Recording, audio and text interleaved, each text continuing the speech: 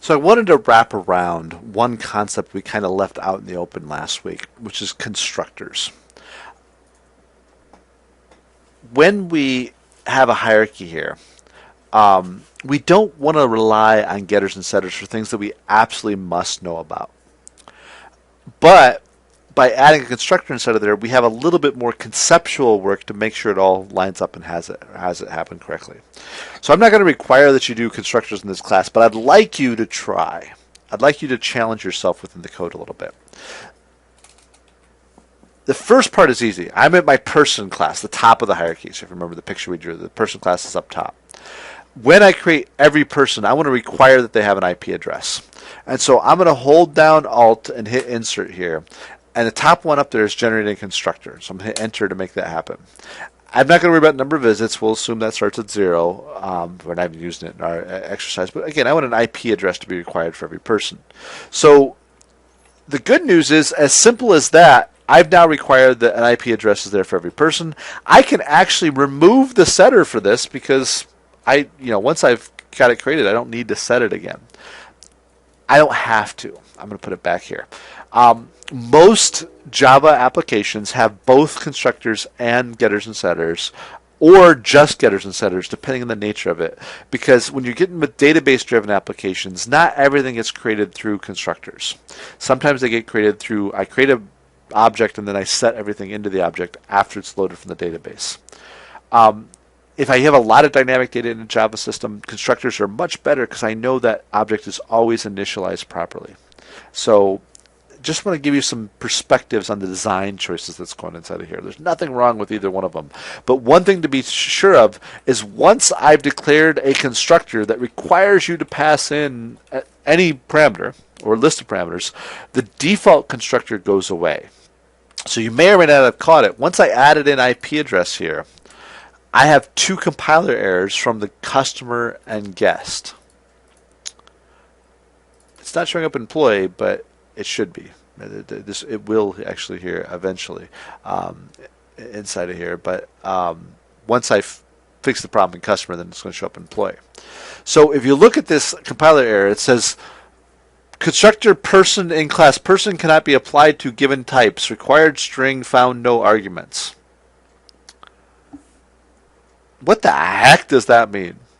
That is absolutely obtuse. I have no idea.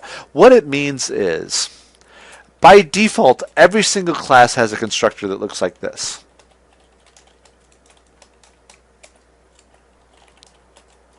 This is what, if you don't provide a constructor, this is what you get by default.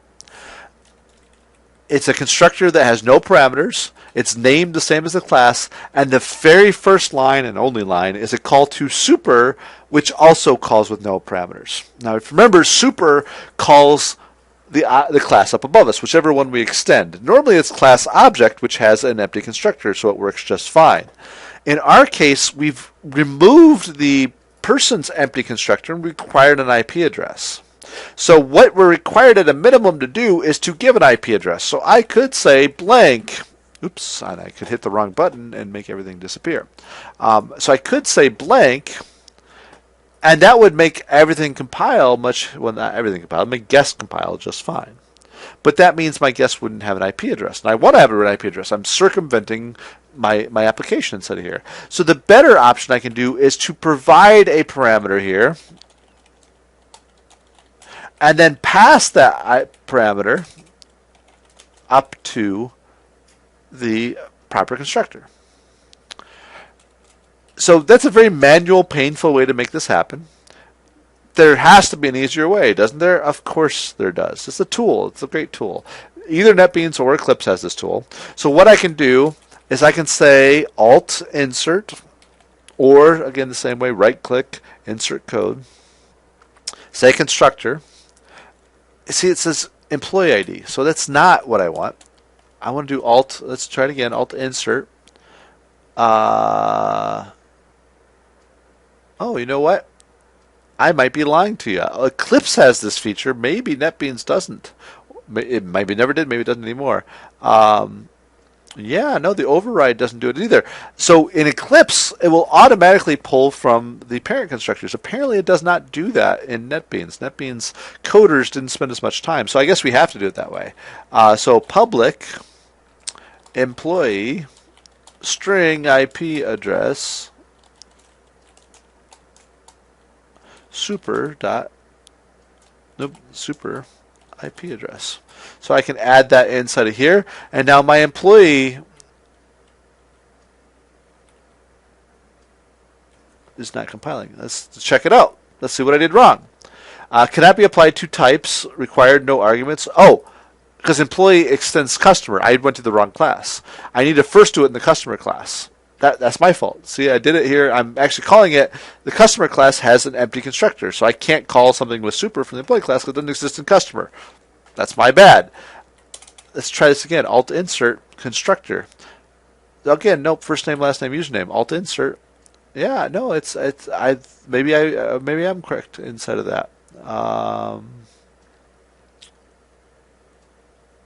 Yeah. All right. So let's do it. Public constructor consumer customer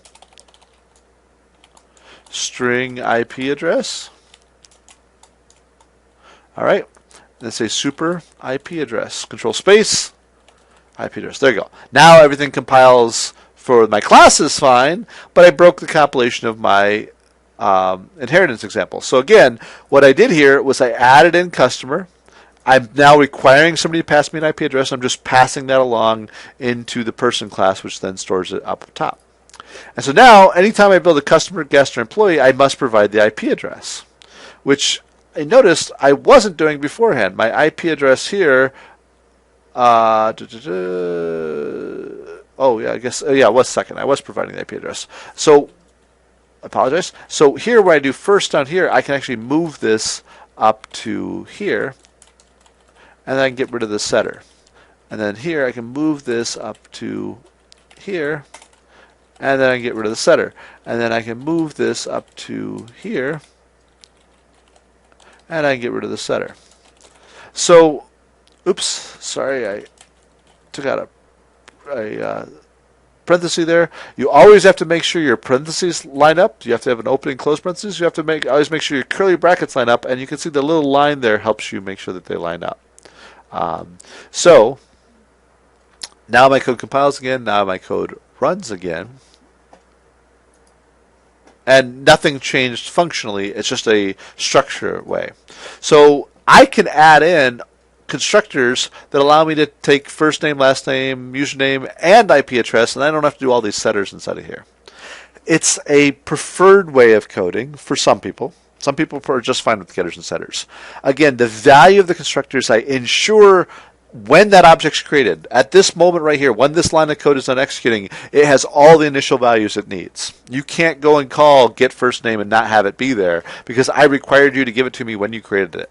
You don't have to remember to go and set it later on. So that's the big advantage of constructors and using constructors. Again, you're not required to do this, but I want you to understand what those compiler errors mean. So if you want to, finish your assignment, turn it in, then come back and play with this. But many students will get lost or stuck and not be able to figure out those compiler errors because it has to line up perfectly. The type has to be right. The name has to be right. It has to be the first line of super. It's a little bit in particular, and as I said, I obviously forgot. NetBeans doesn't automatically do it for you. Eclipse will. Boom. Generate for you. It all works. It's happy. NetBeans doesn't do that. For whatever reason, they decided not to implement that. So just a little tip, a little bit of extra. If this week is really easy, keep coding. Keep working on this stuff. Next week, there's not a ton of stuff to do. We're going to play with the abstract a little bit more. Really, all we're going to do is change that top method up there to be abstract.